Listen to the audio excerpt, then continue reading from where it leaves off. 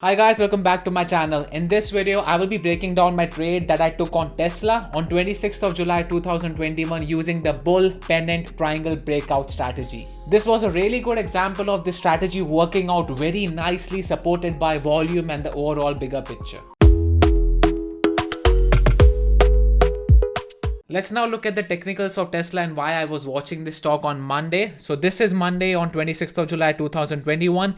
Keep in mind that Tesla was also due to report earnings on 26th of July after market close. That was after hours on the same day. That's why Tesla was on my watch list for an earnings play. Before earnings, we could see a push towards the upside or towards the downside. My levels on Tesla towards the upside were for the break of $660 level, because if you look at the one-day chart, this $660 to $662 level has been acting as resistance for the past 2-3 days, followed by 665 level, which was around the high of the day of 7th of July 2021. Towards the downside, my levels on Tesla were the break of 640.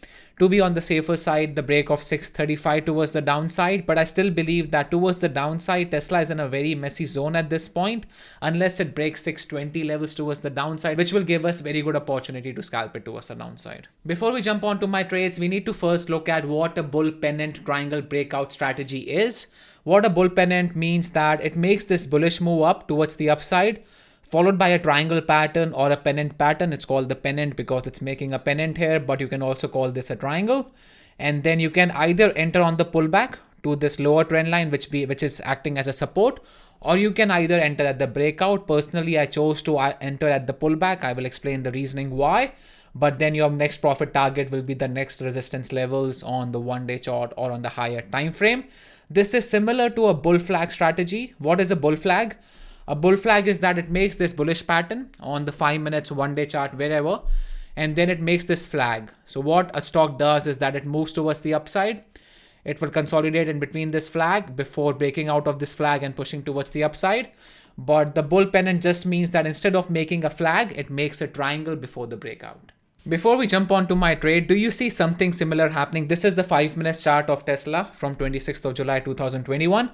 Do you see something similar happening on this triangle? It's picture perfect bullish pennant triangle breakout strategy. So we saw this bullish move on the 5 minutes, very extended from the EMAs and everything. Then it made this pennant. That was the pennant. I will put an image of that strategy right up here so you can correlate with the image.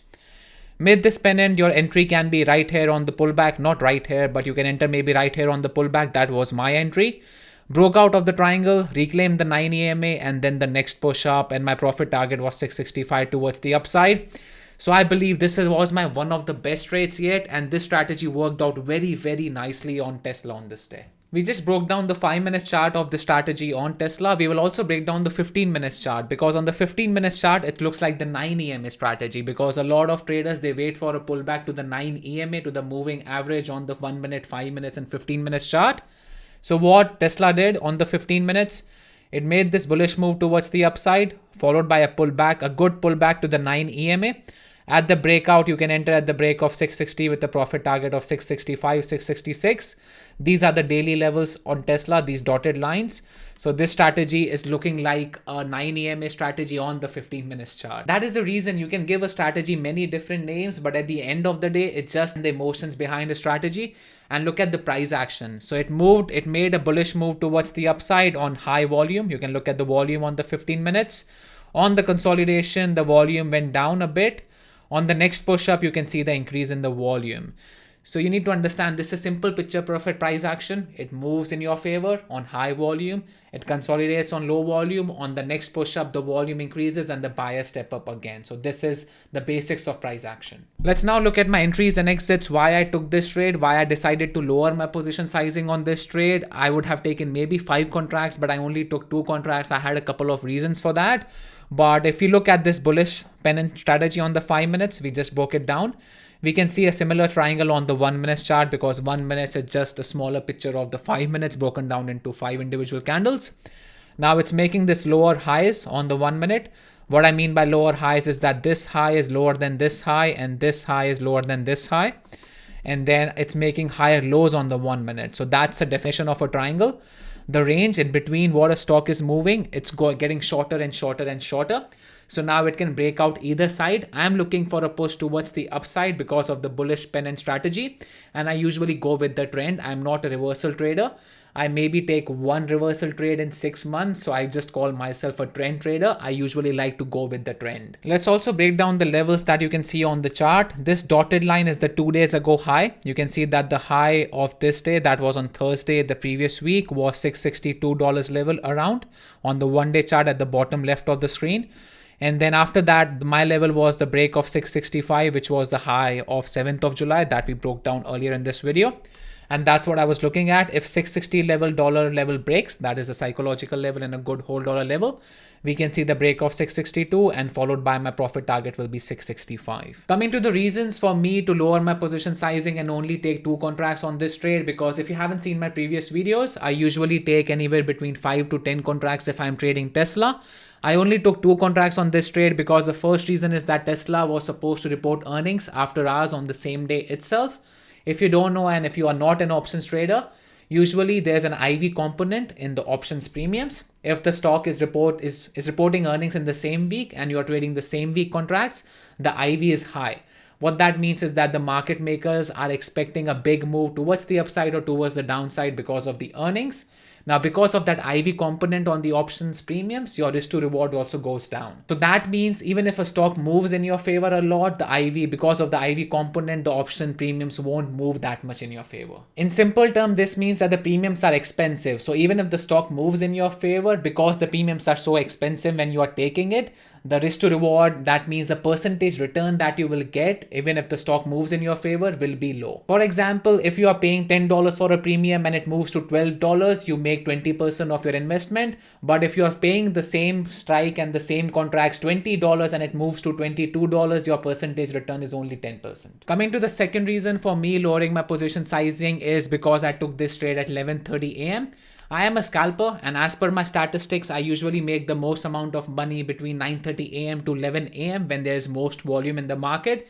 Because if you are a scalper, I am a scalper, I need a lot of volume in the market for the place to work in my favor.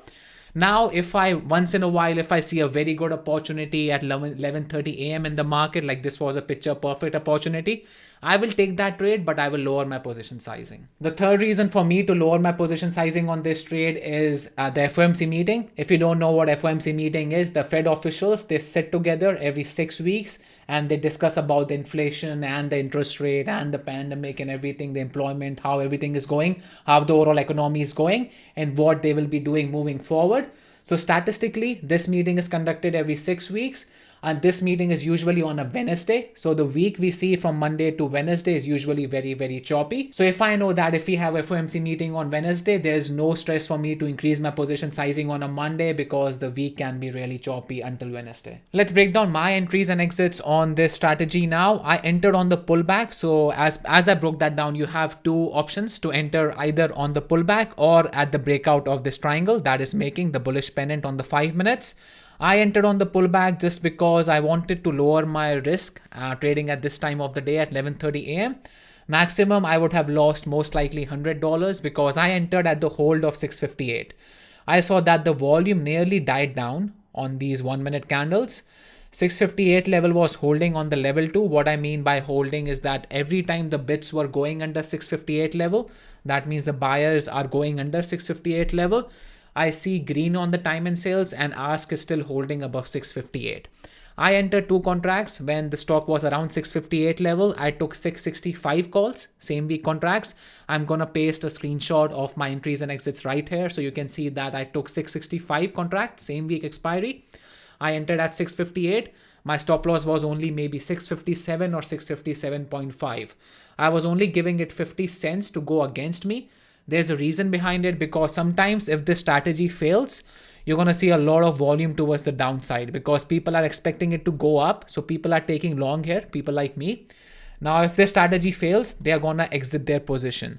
So now if they exit their position, the selling pressure increases and we could have easily seen VWAP.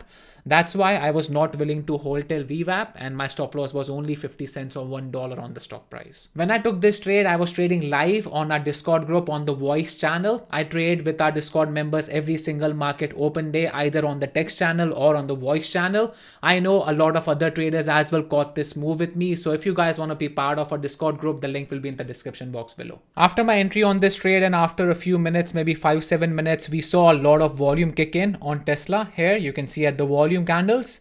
Now, even if you missed this initial entry or maybe at the breakout, it gave us another very, very good entry. So as I talk about the price action, this is picture perfect price action. It moved up with high volume, and then you saw a consolidation on low volume. So it's making a quick bull flag pattern on the 1 minute chart. You can see that this is a bullish move up.